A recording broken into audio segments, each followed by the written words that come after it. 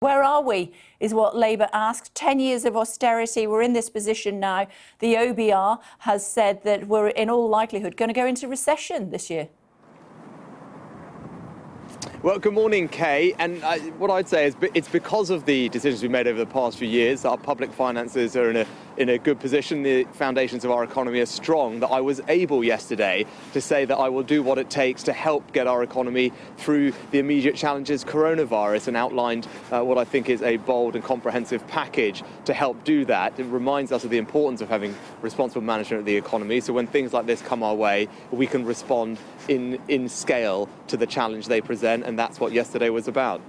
You know, we spent 10 years, you know, people, let's see if people can identify with this at home. We spent 10 years trying to get our household budget back in order. We finally managed to do that, and now we're going mad on the credit card. No, absolutely not. We still have very responsible management of the public finances. If you look at what the projections show, that they show that we have stayed within the fiscal rules that we set out in our manifesto, and yesterday's budget was about delivering on our promises, which mean that we absolutely don't borrow for day-to-day spending on a forward basis, and that we do take advantage of the very low interest rates that we're seeing at the moment to borrow to invest in things like infrastructure, whether that's road, rail, broadband. And the reason we do that is because that will drive up our long-term growth, our long-term productivity, create more jobs that are better paid. And that's actually what the Office of Budget Responsibility talked about yesterday as well. They said that our long-term investment would do exactly that and raise our long-term productivity. That, to me, is a sensible plan. You know that it's massive amounts of borrowing, and it is a very real threat to those fiscal rules. You also know that it's the big giveaway since 1992, you know, even bigger than what Gordon Brown got up to, and he's faced a lot of criticism for that. Theresa May yesterday in the House of Commons said, you're spending money that's not ours, and future generations are going to have to pay for it.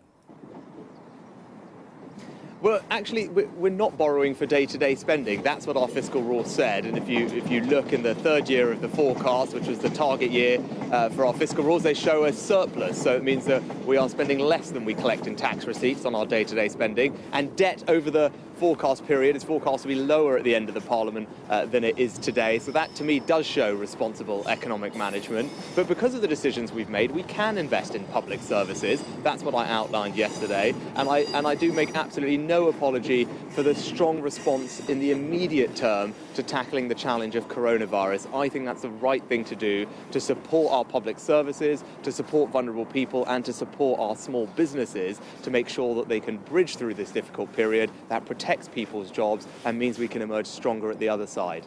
OK, so not borrowing for day-to-day spending, does that include coronavirus?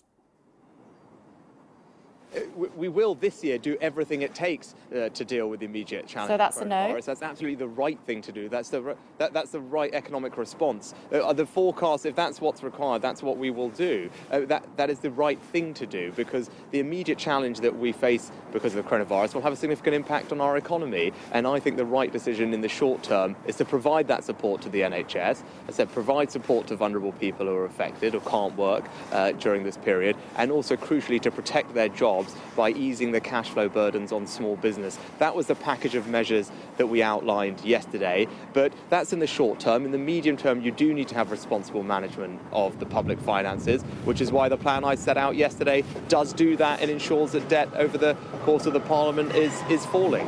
OK, so we are borrowing for day-to-day spending as far as coronavirus is concerned. Just to clarify on that, what preparations is Parliament making for when we move into the next phase of dealing with COVID-19 later on today? Are you asking about Parliament as a place of work, or are you asking about the government? Both. Well, from Parliament, it's just like any other organisation. We take advice from Public Health England. The Health Secretary made a statement about that in Parliament yesterday. Our plan very much is to carry on. We have an emergency piece of legislation that we want to get through to put in place various measures to help us deal with coronavirus. That's an important piece of business that we will turn to next week. As was news yesterday, certain people have been affected directly by coronavirus, and there we're getting the advice from Public Health England, who are doing the contact contact tracing that they do to see who's had contact with those people, do the testing as required, the same way they would do anywhere else in the country. And that close contact is defined as spending about 15 minutes within 2 meters of the person affected. But that work is going on now. OK, but is it the right thing to do for Parliament to continue to sit? We've heard from the United States, President Trump is reining back on his public engagements and other engagements as well. He's a senior political figure. He needs to keep well. We've seen what's happened as far as the cabinet. The cabinet is concerned, and more junior members, that at least 2 look as though they've come down with COVID-19. We need our senior politicians to be well. Is the Palace of Westminster the right place for them at the moment? Well, look, we take all our decisions based on the advice of our Chief Medical Officer, our Chief Scientific Officer. We'll make the right decisions at the right time. At the moment, they are telling us that the best thing for all of us, including parliamentarians, to do is to wash our hands for 20 seconds on a very regular basis. But that said, we've also said we're going to try and contain this virus, but it is likely that it will spread beyond that. And if we do move into that phase, we outlined a series of steps we might have to take last week in the action plan, and as and when it's appropriate to make those decisions, we will do so, and that might mean some changes in how we all work, protecting the most vulnerable. But as I said, we're not there yet, but we will always be guided by the science when we make these decisions. Are you still happy for your youngsters to go to school? Yes, again, the medical advice is very clear that that's not something that they're advising at the moment. We outlined the things that are likely to be considered last week in the action plan. But as I said, at each step of this, we'll be guided by the science. We'll make the right decision at the right time. And in all cases, what we're trying to do is to find things which have maximum clinical impact at least social cost. But again, the Prime Minister, the Health Secretary, the Cabinet, we're guided by the advice that we're getting, and we'll make those decisions as we go through this together. Have you had a coronavirus test yet? No. Why not? But why not? Because I haven't been in contact with anybody from Public Health England who provide the advice, have not required me to have one. 80% of people who carry the coronavirus show no signs or symptoms. You're in charge of the purse strings. You're deciding where the money goes. We need you as a nation to be well. Surely the responsible thing to do is to have a test. It takes seconds. No, well, we take all our advice from Public Health England. They know exactly who's had coronavirus, who's been exposed, who's at risk, and they provide. I'm sorry to interrupt you, Mr. Sunak. I'm sorry to interrupt you, Mr. Sunak. But one of your colleagues had coronavirus, had COVID-19. She was a health minister. So she didn't know what was going on. We need you to be well. Just reply, right.